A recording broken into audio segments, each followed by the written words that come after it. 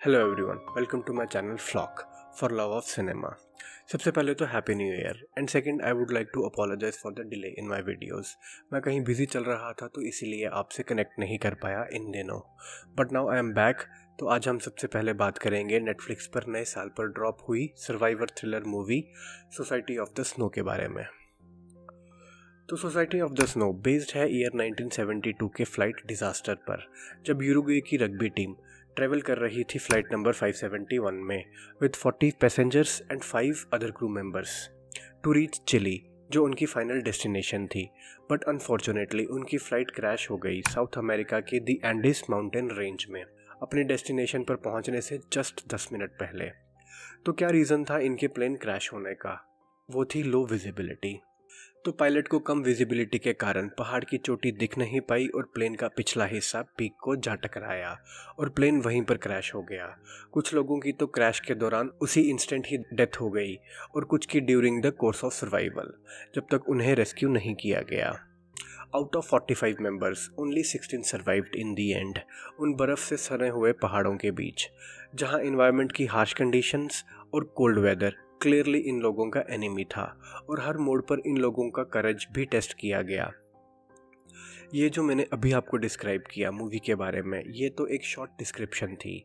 इनके सर्वाइवल का interesting part तो ये था कि दिस पीपल अडॉप्टेड कैनाबलिज्म, मतलब कि उन्हें सर्वाइवल के लिए अपने फ्रेंड्स और फैमिली मेम्बर्स को खाना पड़ा।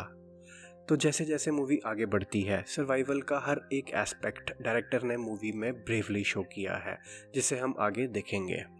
मैंने तो जब ये मूवी देखी, आई तो वॉज सिंपली ब्लोन अवे, क्योंकि डायरेक्टर J.A. बायोना ने अपनी तरफ से कोई कसर नहीं छोड़ी है इस मूवी को एक रियलिस्टिक, स्पाइन चिलिंग अप्रोच और एक डीपर मीनिंग देने में। क्योंकि ये मूवी एक ट्रू स्टोरी पर बेस्ड है, तो इस वीडियो में हम ये भी देखेंगे कि इस मूवी में दिखाए गए इवेंट्स और ट्रू इवेंट्स में कितना डिफरेंस है। जब मैंने सोसाइटी ऑफ द स्नो का ट्रेलर देखा था, तो मुझे रिकॉल हुआ कि इसी सेम इंसिडेंट पर 1992 में अलाइव नाम से एक ऑलरेडी मूवी बन चुकी है इथन हॉक के साथ। तो आई थॉट अब क्यों ये मूवी बनाने की ज़रूरत पड़ी। तो मेरे ख्याल से अलाइव में अमेरिकन एक्टर्स और इंग्लिश लैंग्वेज का यूज़ था, सिंस ये इंसिडेंट साउथ अमेरिका से जुड़ा है जहाँ स्पेनिश प्रीडोमिनेंट लैंग्वेज है। तो आई थिंक J.A. बायोना ने मूवी को एक रियलिस्टिक फील देने के लिए स्पेनिश स्पीकिंग एक्टर्स का यूज़ किया है। और इवन इन एक्टर्स का अगर हम बैकग्राउंड देखें तो वो भी साउथ अमेरिकन कंट्रीज जैसे अर्जेंटीना, चिली और कुछ स्पेन से भी बिलोंग करते हैं। और इवन डायरेक्टर भी स्पेनिश है, जिसने इससे पहले इसी सर्वाइविंग थ्रिलिंग जॉनर सुनामी पर फोकस्ड द इम्पॉसिबल मूवी बनाई है नाओमी वॉट्स और एवन मैकग्रेगर के साथ। और second reason society of the snow बनाने का ये भी हो सकता है कि आज की जनरेशन को फिर से इस पॉपुलर इंसिडेंट को रिमाइंड करवाया जाए। तो अब बिना कोई टाइम वेस्ट किए वीडियो में आगे बढ़ते हैं, बट आगे बढ़ने से पहले मैं आप सभी को वार्न कर दूं, इस मूवी को लेकर इस वीडियो में स्पॉयलर्स हैं। मूवी देखते टाइम आई फेल्ट कि ये कोई टिपिकल सर्वाइविंग एडवेंचरस मूवी होने वाली है, बट जैसे जैसे मूवी आगे बढ़ती गई, मूवी उतनी ही हार्ड हिट होती गई। इवन मेकर्स ने मूवी बनाने से पहले इस एयर क्रैश इंसिडेंट पर खूब रिसर्च किया कि एक्चुअल में हुआ क्या, और सर्वाइवर्स और नॉन सर्वाइवर्स दोनों के फैमिली मेंबर्स का इंटरव्यू तक लिया गया, ताकि मेकर्स बेटर अप्रोच और एक्यूरेट डिपिक्शन दे पाए इस फुल इंसिडेंट की, जो साफ साफ मूवी में दिखता भी है। मूवी को नरेट किया है नुमा नाम के कैरेक्टर ने, जिसके पर्सपेक्टिव से हमें मूवी दिखाई भी जा रही है, जो इवेंचुअली सर्वाइव तो नहीं कर पाया, बट वो बाकी बचे हुए सर्वाइवर्स की एक आवाज़ ज़रूर बना कि बाकियों को हार नहीं माननी है और रेस्क्यू के सारे ऑप्शंस ढूंढ निकालने हैं किसी भी हद तक जाकर। और नुमा के बिहेवियर्स और जो डिटेल्स मूवी में प्रेजेंट की हैं, उससे साफ लगता था कि नुमा सर्वाइव तो नहीं कर पाएगा। और जो इवेंट्स मूवी में चलते हैं वो इतने हार्ट ब्रेकिंग है कि आप समझ जाओगे कि इन सभी मेंबर्स के फाइनल रेस्क्यू के बावजूद भी इनके लिए ये ट्रू हैप्पी एंडिंग तो नहीं होने वाली है, क्योंकि कैरेक्टर्स का पोर्ट्रेयल इतना रियलिस्टिक है कि रेस्क्यू के बाद भी उनके साथ जो हुआ सर्वाइविंग पीरियड में, जो अराउंड 72 डेज का था, इसका लॉन्ग टर्म इफेक्ट या ट्रॉमा कुछ भी कह लो, वो उनके साथ तो हमेशा रहेगा। और एंड में ऐसा भी देखने को मिला, जब सभी एक ही हॉस्पिटल रूम में एक ही साथ थे, सभी यही क्वेश्चन कर रहे थे कि उनके साथ ही ऐसा क्यों हुआ, या वही 16 बंदे ही क्यों बचे। और तभी नुमा की बैकग्राउंड वॉइस के साथ स्क्रीन एंड हो जाती है, giving it a very powerful meaning. क्यों? क्योंकि ऐसा फील होता है कि नुमा फिजिकली तो वहाँ प्रेजेंट नहीं है, बट उसकी आवाज़ मूवी के एंड तक हम ऑडियंस के साथ रहती है, जिसने स्टोरी को लास्ट तक कैरी भी किया। और इवन लास्ट में जब सभी अपनी अपनी फैमिली से रीयूनाइट होते हैं, वॉज द मोमेंट जहाँ मैं काफ़ी इमोशनल भी हुआ, क्योंकि it was that point for the family जहाँ उन्हें लगा कि वो मर चुके हैं और अब वापस नहीं आने वाले हैं। बट वो उनके लिए तो ये एक मिरेकल था। अगर आप उस टाइम के न्यूज़ कटआउट देखो तो वो इसे एक ट्रेजेडी भी कहते हैं, बट मेरे ओपिनियन में ये मिरेकल से कम नहीं है, क्योंकि अराउंड 35 ऐसे एयर क्रैशेस एंडीज़ में और भी हो चुके हैं जो कोई भी सर्वाइव नहीं कर पाया सिवाय 1972 वाले इंसिडेंट के, मतलब ये वाले। अगर कैरेक्टर्स की फिजिकल ट्रांसफॉर्मेशन की बात करें तो आपका दिल ही दहल जाएगा। जैसे वो मूवी की शुरुआत में दिख रहे थे वैसे तो वो एंड तक बिल्कुल भी नहीं दिख रहे थे। इतना ड्रास्टिक चेंज था उनकी फिजिकल अपीयरेंस में, और हो भी क्यों ना, क्योंकि 72 डेज तक बिना प्रॉपर न्यूट्रिशन के जो रहे, और अगर खाया भी है तो सिर्फ अपने जान पहचान यानी अपनी फैमिली या फ्रेंड्स के मांस को। J.A. बेयोना ने इस कैनिबलिज्म वाले पॉइंट को इतना रियलिस्टिकली रखा है कि आप भी सोचोगे कि अगर मैं उनकी जगह होता तो शायद बचने के लिए इंसान के मांस को खा ही लूं। लेकिन ऐसा करने से पहले आप भी 10 बार सोचोगे कि कहीं ऐसा गलत तो नहीं है। सिमिलरली मूवी में भी जब उनका 7 दिन में अपना खुद का सारा राशन खत्म हो चुका था और उनके पास खाने को और कुछ भी नहीं था, और उनका यूरिन ब्लैक कलर में ट्रांसफॉर्म होने लगा डिहाइड्रेशन और बॉडी में प्रोटीन की कमी से, और इस मूवमेंट में वो डिसाइड करते हैं कि अगर सर्वाइव करना है तो ये स्टेप लेना ही पड़ेगा। बट ऐसा करेगा कौन, क्योंकि जान पहचान वालों की बॉडी को डायसेक्ट करना कोई आसान काम तो है नहीं। और कुछ तो इस स्टेप के अगेंस्ट भी थे, क्योंकि मोस्टली कैथोलिक रिलीजन से बिलोंग करते थे, तो वो लोग नहीं चाहते थे कि जो भी वो कर रहे हैं वो इलीगल कहलाया जाए। तभी उनमें से एक ये कहता है कि इलीगल तब होता जब जिसको भी वो कंज्यूम करने वाले हैं उसका कंसेंट ना हो, जिसके बाद सभी अपनी अपनी बॉडी खाने का कंसेंट देते हैं अगर वो रेस्क्यू होने से पहले मर गए तो। और सबसे डेयरिंग काम किया 3 कजन्स ने, जिन्होंने बॉडीज़ को डाइसेक्ट किया और ह्यूमन फ्लैश अपने अपने फ्रेंड्स को दिया, बिना बताए कि कौन किसका फ्लैश कंज्यूम कर रहा है। वैसे सभी मीडिया चैनल्स ने इसे कैनिबलिज्म का नाम दिया है, बट आई थिंक इसे कैनिबलिज्म नहीं, इट इज़ कॉल्ड एज एंथ्रोपोफेगी। और J.A. बेयोना ने गॉड है या नहीं उस पर भी क्वेश्चन किया है। गॉड को लेकर बहुत ही इंटरेस्टिंग कन्वर्सेशन हमें देखने को मिलती है मूवी में। और आप क्या सोचते हो गॉड को लेकर, कि वो ऐसी सिचुएशन में लोगों को क्यों डालता है, और अगर डालता भी है तो उन्हें वहाँ से क्यों नहीं निकालता? मुझे ज़रूर कमेंट्स में बताएं अपने थॉट्स।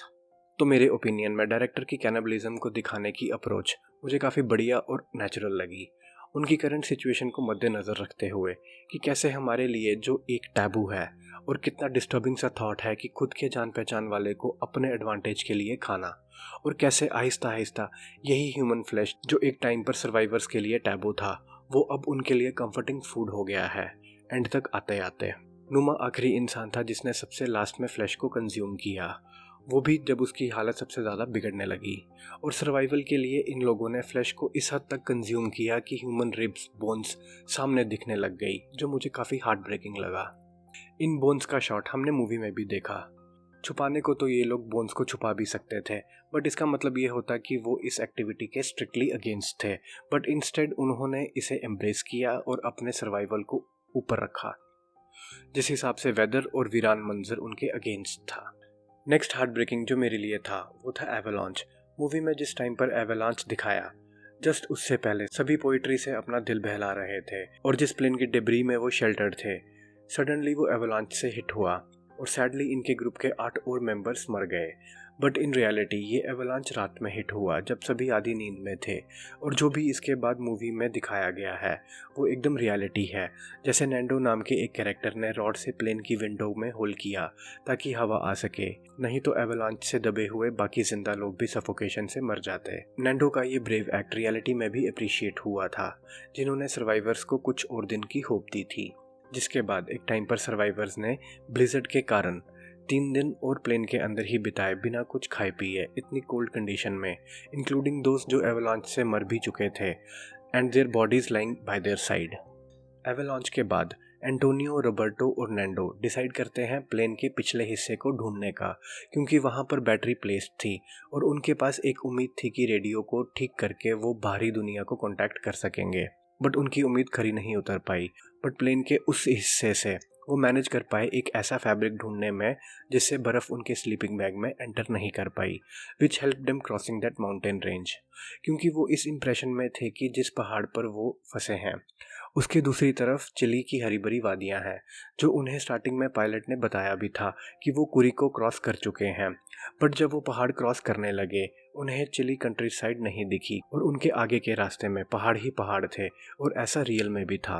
जिसके बाद उन तीनों में से दो लोग, आई थिंक नैंडो और रॉबर्टो, ये डिसाइड करते हैं कि ट्रैक करके वो आगे जाने का, ना कि पीछे मुड़ के क्रैश साइट पर, जो उन्हें रेस्क्यू में बिल्कुल भी हेल्प नहीं करने वाला था, क्योंकि इस पॉइंट पर बाहरी दुनिया वालों के लिए ये सभी मर चुके थे और इन्हें ढूंढने को कोई भी नहीं आने वाला था। और फिर दो लोग सिर्फ 10 दिन तक का फूड लेकर अपनी फर्दर जर्नी कवर करते हैं और आगे बढ़ते बढ़ते फाइनली लास्ट वैली क्रॉस करके एक रिवर साइड पहुंचते हैं, जहां वो एक फार्मर से मिले जिसको ये मैसेज दिया कि वो लोग यूरुग्वे प्लेन क्रैश के सर्वाइवर्स हैं।